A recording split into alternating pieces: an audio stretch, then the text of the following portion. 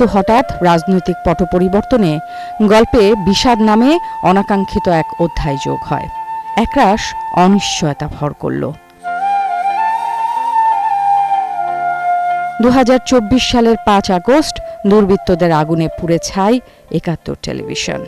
ধ্বংসস্তূপের সামনে দাঁড়িয়ে প্রশ্ন উঠে, থেমে যাবে কি সত্যের কণ্ঠস্বর? প্রতিষ্ঠানটা আমরা যদি বলি বাংলাদেশটা আমাদের, জনগণ আমাদের, এরা আমাদের সবাই, এটাকে আমাদের মজুত রাখতে হবে, না হলে আমাদের কোনো there is no nationality, there is no passport, there is no nothing.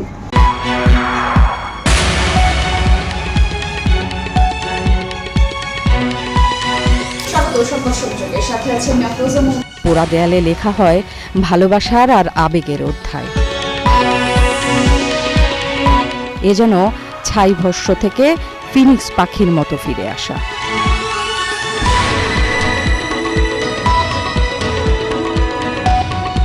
আগুনে ভবন পুড়ে, কিন্তু সাহস আর ভালোবাসারা কি পড়ে?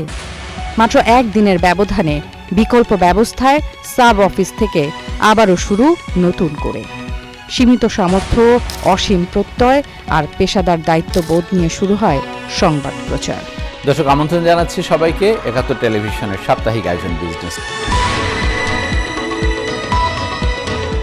71 টেলিভিশনের এমন সংকটময় সময়ে যে মানুষটা পাশে ছিলেন, তিনি 71 টেলিভিশনের চেয়ারম্যান মোস্তফা কামাল। অভিভাবকের মতো আস্থার হাত বাড়িয়ে সংবাদকর্মীদের করেছেন অনুপ্রাণিত আর উজ্জীবিত। আমার সকল সহকর্মী তারা অত্যন্ত উজ্জীবিত ছিল। তারা সেখান থেকে যে কোনোভাবে হোক এটাকে জোয়াতালে দিয়েই আসলে আমরা শুরু করছি। তারপরে আমরা এটাকে এখন বর্তমানে আল্লাহর রহমতে একবারে লেটেস্ট ইকুইপমেন্ট দিয়া একটা সর্বাধুনিক টেলিভিশন সম্প্রসারণের জন্য যা যা প্রয়োজন আমরা ইতিমধ্যে সকল কিছু সংযোজন করেছি।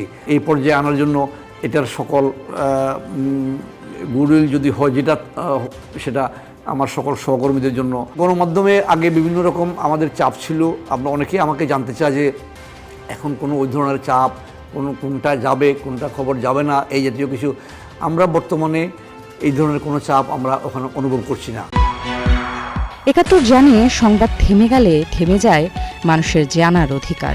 তাই পুরোদমে যখন এগিয়ে চলছে টিম 71, তখন অনুসন্ধানী প্রতিবেদনে উন্মোচিত হচ্ছে দুর্নীতি, ক্ষমতাকে প্রশ্ন করা, সত্যকে সামনে তুলে ধরা কিংবা মানুষের সুখ দুঃখের খবরে একাত্মতা 71-এর।